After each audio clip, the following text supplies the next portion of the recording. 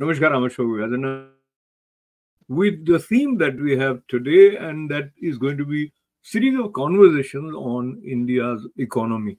While we talk about refueling economy, how major policy decisions of the Modi government has played out, whether you talk about GST or whether demonetization and some major areas of infrastructure, building various development projects. So all that we will talk, and how it has transformed India, whether it has, and how it is going to play out in the upcoming Lok Sabha election. So I have the pleasure of welcoming a young man, I would say, to Yogesh Birla ji, who is joining us from Mumbai. He's also in Jodhpur, related to wealth management, so directly thick into the economic happenings.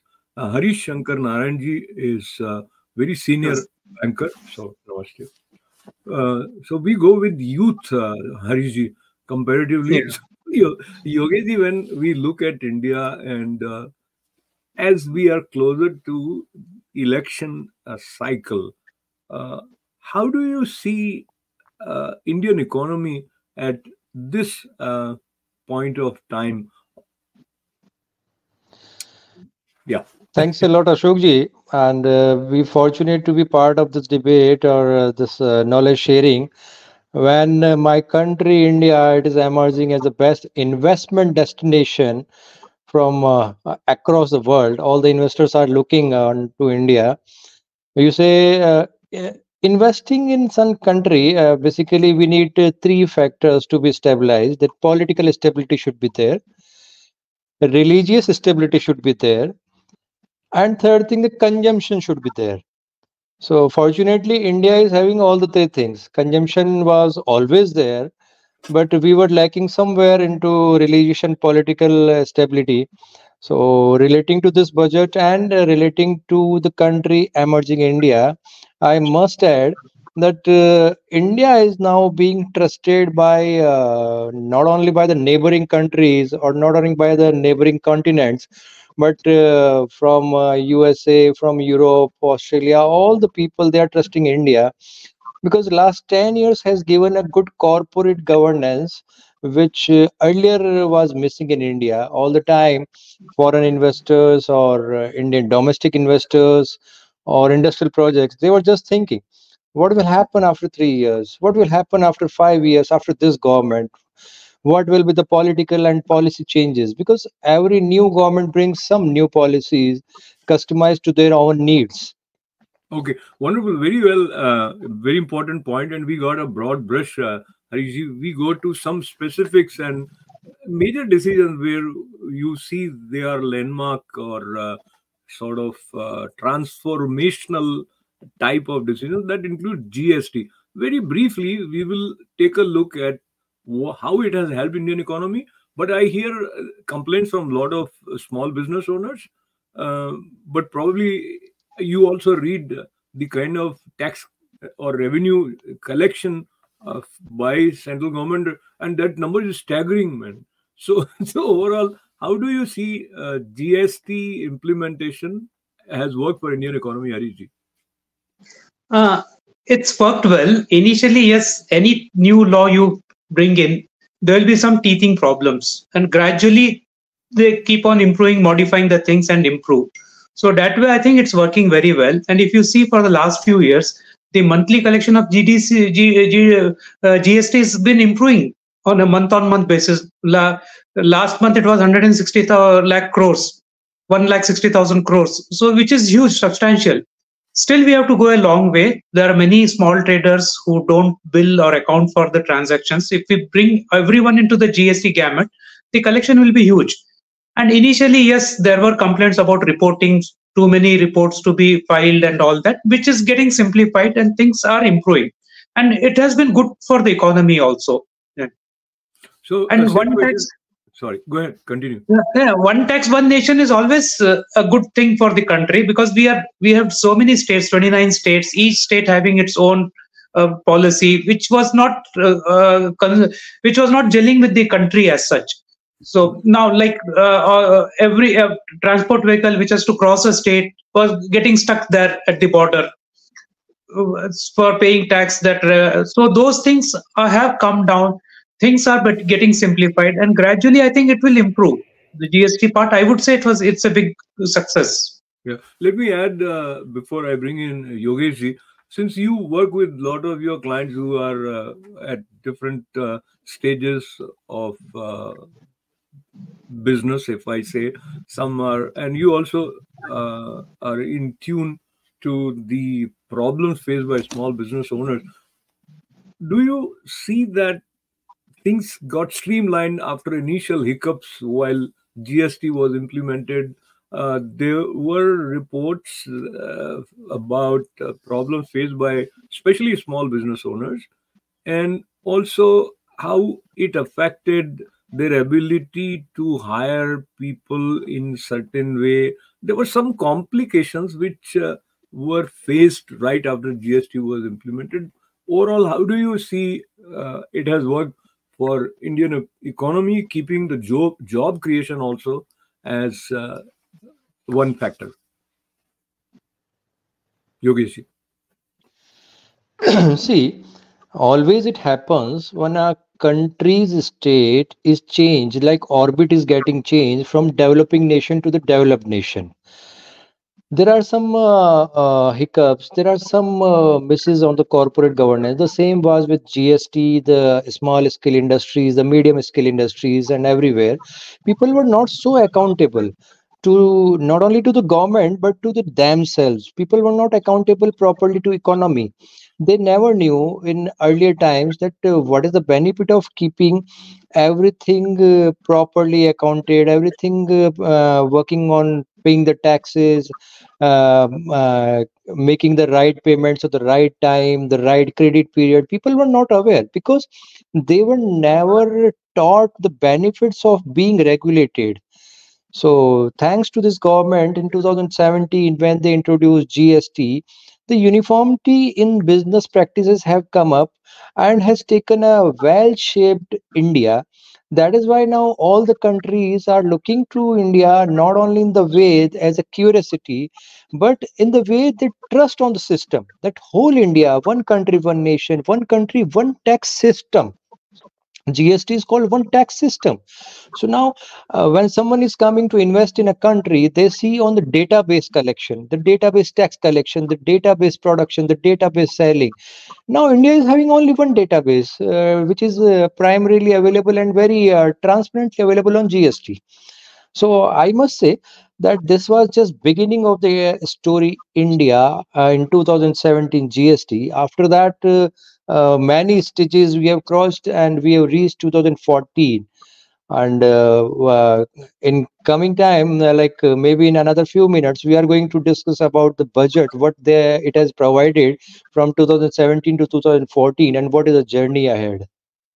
I think that's very, very significant coming from you. But before going to that part, Harishi, when you look at India as a whole, with respect to people's aspiration, and especially talking about youth, um, do you see they are energized and the kind of hope is reflected in their approach, as was mentioned by Prime Minister Modi in one global business summit organized by Times of India recently? Uh, he mentioned about excitement across the globe about India, and they are paying attention to India. I also gather the implementation of digital economy resulted into increased transparency, as Yogesh was mentioning, and that somewhere helps in reducing the corrupt practices also. How do you see the role played by Modi government in bringing about or increasing a sense of transparency and that way accountability, and how it works on the overall growth of the economy, Harishi? Actually, to say there is a big thirst on the digital transactions, and the credit goes to the Modi government for bringing in UPI, which is a big success. Many other countries are looking at India's digital transactions UPI. In fact, the other day when French president was in Jaipur, Modi ji made a payment through a digital payment app, Yes. QR code, and showed it, explained it to the French president. So that's how, and the youth are very charged up about this. Now I see even a small vegetable vendor or a kirana shop, they all have a QR code and all the payment is done through that, which gets accounted. Earlier it was a cash transaction, no accounting. Here it's getting accounted. So that's a big success for India. And slowly with this turnover, which gets accounted for a small businessman also, he will come into a tax bracket, maybe a nil tax, but the our tax the payers, this thing will also increase. And the convenience also, like carrying cash instead of just flash the mobile and make the payment, it's very simple. This is a big success, I would say, about Modi government pushing digital transactions. And also to say, when Modi ji got elected in 2014, the first thing he introduced was direct benefit transfer through Jandan accounts, which is, I would say, a big move by Modi ji. One is they're bringing about 30 crore people to the banking channel who are not having a bank account, and now there is no middleman or a cash transaction. Directly, the benefit go to their account, gets credited to their account, which is a good thing. And initially, as many bankers I have spoken to were telling, ये क्या कर रहे हैं, इतना bank account खोलना है, वो है, इसमें कुछ पैसा नहीं रहेगा. That was the image. But now there is good balances maintained in those accounts, and it's been a big success. And there's no middleman for that. Whatever is due to a beneficiary, he gets the amount credited to his account. So these are big transformation by Modi ji. Simple things, but a big move. Now, yeah, sorry, you're saying. No, just finish your point. Yeah, I actually, like in trade also, in export import, Yogesh ji would agree, export import, it was full of documents, and we used to go through the documents, and we thought that this cannot be digitalized. Now even export trade transactions are getting digitalized. You send a scan, customer sends a scan copy, basis that the transaction is processed. So there's so many things which are happening on the financial sector, digital, which will help the economy to grow. Yeah. So I wanted to. And as you said, the youth is charged up about this. The youth are charged up. Yeah. So I wanted to make 2 points before I bring in Yogesh. And Yogesh, you would agree with me that there were voices, and that includes the prominent voice of Congress leader Chidambaram ji making mockery or laughing at the idea that a sabji wala or a fruit seller would be using digital payment system, and he brushed it aside. And I would not brush aside his smile of that day. Most of the people would think like that, because when you have not seen something happening, you would not foresee. So you are in a position to give credit to this gentleman sitting as Prime Minister of India to be able to see beyond the limitations. And I think that idea, it takes time for people to get to the level of acceptance, as now Chidambaram ji would also accept. And I just name him, not... he made a comment in the parliament. Yeah. So I don't question the way he gauged the potential. But the point is how Prime Minister Narendra Modi's vision is transforming India. That is reflected in the digitization of India at such a fast pace. And this is quite unbelievable story that is unfolding in India. But keeping that in mind, we need to have cyber security in place. And there are reports now and then, or there might be more, that everything gone, some people are getting cheated. And when you have most of the transactions happening online, then of course people who have the ulterior motives, they also try to figure out ways to hack, etc. On that front, Yogesh being in as let's say helping people in investing, and a lot of investments are happening online also. How do you see how robust is the cyber security system that India is operating with at the moment? Ashokji, I'll admit this thing that yes, Mr. Chidambaram made some statement and it happened and he did some mockery and all those things. But we should go to the root cause. Why he had to do it? What made him to do it? Because India before 2014 and India after 2014 is drastically changed. In his times, thinking and implementation was having large gap. that they used to think, and after 20 years it was getting implemented. So he thought, okay, Mr. Modi is saying, I don't know when it will be applicable. But now the gap between thinking and doing is not there, because before saying in the parliament, before saying in the public, Mr. Modi and his background team do a lot of hard work. When the blueprint is ready, when the roadmap is ready, the milestones are being achieved documentary, then only they declare in the public. Like as very correctly Mr. Harish told, that Jan Dhan Aadhaar account, Jan account, all the Chiranjeevi Yojana, all these things, how those happen so quickly once Mr. Modi announced, and it started happening. It is not an automated process. There is a lot of hard work, lot of meticulous planning is going on behind the prime minister office, which we call PMO. PMO is just a think tank, but behind them big implementation team is there. So Mr. Chidambaram was right, because in his time India was like that, that you say and you don't do. But in this time India is saying only what India is doing, or India will be doing another next day. Second thing, as you rightly asked, that how it has been implemented at the lower level. I'll say a very simple example, like a street vendor, a grocery shop, or some vegetable vendor.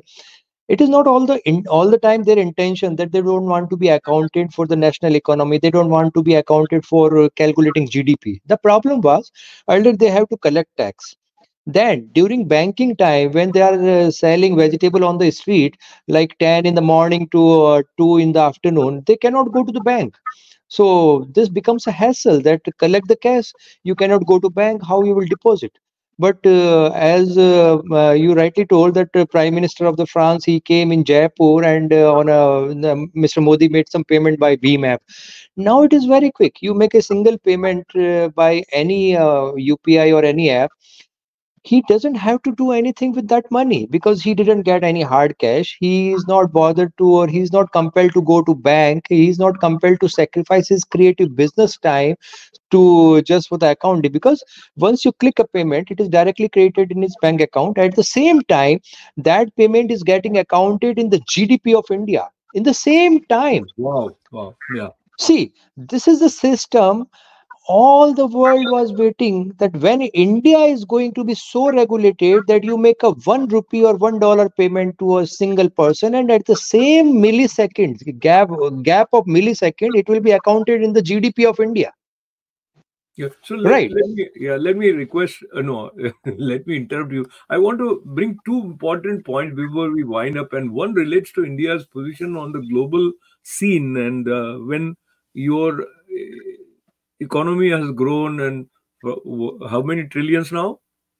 Three. Right now we are 3.5.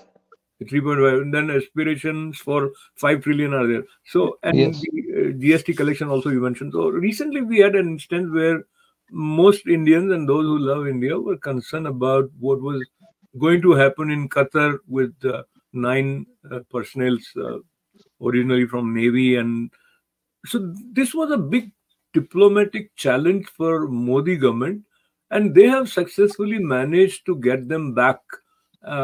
There indeed several factors must have played, but both of you weigh, if India was not as economic mightier as it is, and maybe there is a subplot that India has signed some deal to the tune of couple of $1 billion, whereby India would be importing the natural gas from Qatar, etc. I think there is a complete package of everything that works in favor of a nation when you are dealing with other countries. Harish, your thoughts on this? Yeah, there would be some deal in the background which would be working, but still, I would say it is a big achievement getting a country which had announced a death penalty for 8 of Indian nationals who are released free, and they have returned to India. One person is still in Qatar, but the others have returned to India, which is a big diplomatic victory for country. And now India, being the fifth largest economy with about 3.5, 3.6 trillion GDP, we are a power now, and many countries respect us. And it's a diplomatic victory of Modi to have good relationship with most of the countries. most of the countries he maintains good relationship. And today he has gone to UAE, and after 2 days he will be visiting Qatar also and signing some agreements. But Right. it's So all in the benefit of the country. yeah, when you say It's all today, in the benefit. you are referring to 14th February that Prime Minister Narayan Modi will be inaugurating, and that happens to be Vasant Them Panchami Day, also very auspicious day. Yes, yes. So very auspicious day. this was Yes. these kind of unbelievable happenings that are happening right now. Yeah. So same question So briefly. globally, I think you living in New York, you would be knowing how the image of India abroad has been improving. Definitely, definitely. And we will have one more session where we talk about the cultural capital of India and India's transformation. But for now, Yogeshi, having economic strength adds to your image, whether you like it or not. It is ultimately the money that talks, is as the saying goes. And you compare, and I know there is no comparison, but look at the situation of Pakistan and look at the situation in India. Of course, the way political system functions there, we cannot compare with India. So, your take on the economic growth of India and global image of India? Ashokji, I once again will say that putting all the geopolitical factors, all the factors how a country runs, in a very simple example of making a business deal, because I am a deal maker, so it is easy for me to explain that way. Like Mr. Harish told about Qatar, that 8 people and all that saga, what has happened. How you can make a deal is when you are bargainable, when you are beggar, or when you are a chooser, right? India earlier was not that, tactfully working, not that way that people or countries wanted to make a place in India. They wanted to make place. Now they want to make place in the Prime Minister of India, Mr. Modi's heart. Whether it Hmm. is Qatar, it is Dubai, or it is UAE, everybody want to be a good friend of Mr. Modi. Why? What they are looking into? They are not looking into Mr. Modi's heart, just as a good man or as an emotional man, as a charitable man, or as a religious man. No, they are seeing that making some good connections, making some good bonding to India means it is boosting economy of those countries. Whether they are Yes. having petrol, they are having oil, they are having gas, or they are having something to export to India, or whether they have to something to import from India. Not only the trade restriction or trade relaxations, but more than that is when sun is shining, everybody try to get penetrated with the shine of the sun.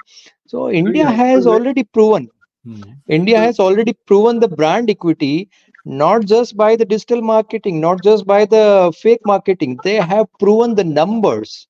Again, I'll come to the journey started from 2017, the GST, the biggest regulated market created in India, and reaching to 2024 at the shape of stock market. You see the national savings of India by after demonetization, it has increased like anything.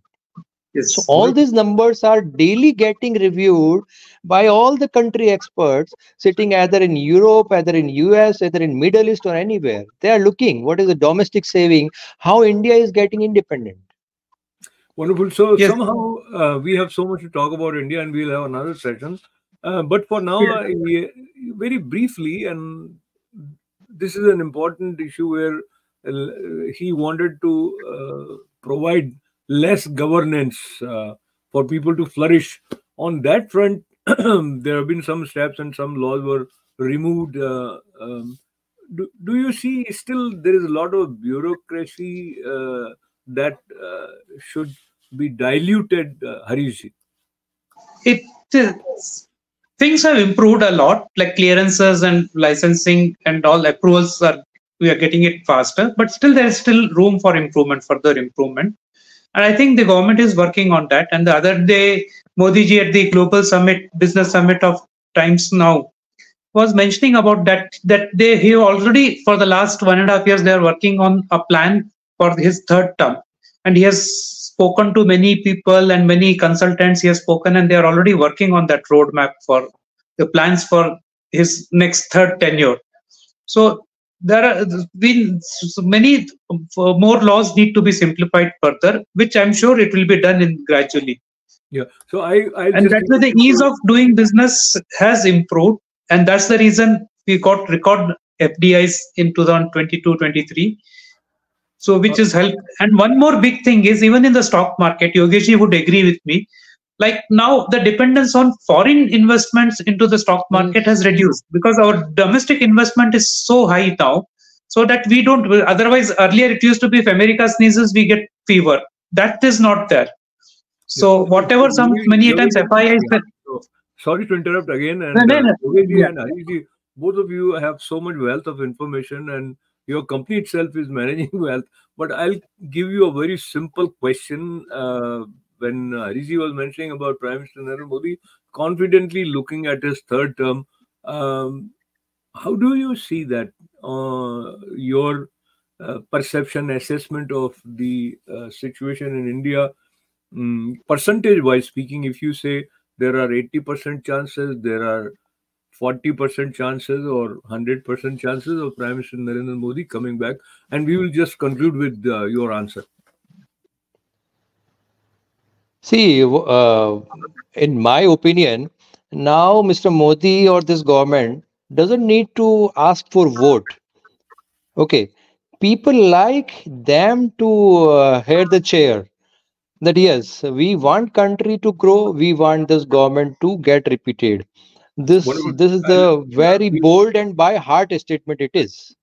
So Yes. we'll have to leave this session at that. But next in session, we will talk about how cultural capital of India is working towards uh, transformed India under Prime Minister Narendra Modi. So thanking Yogesh ji and Harish ji for joining us, and thanking all of you for being a part of this stimulating conversation. This is Ashok Thank Vyas. you.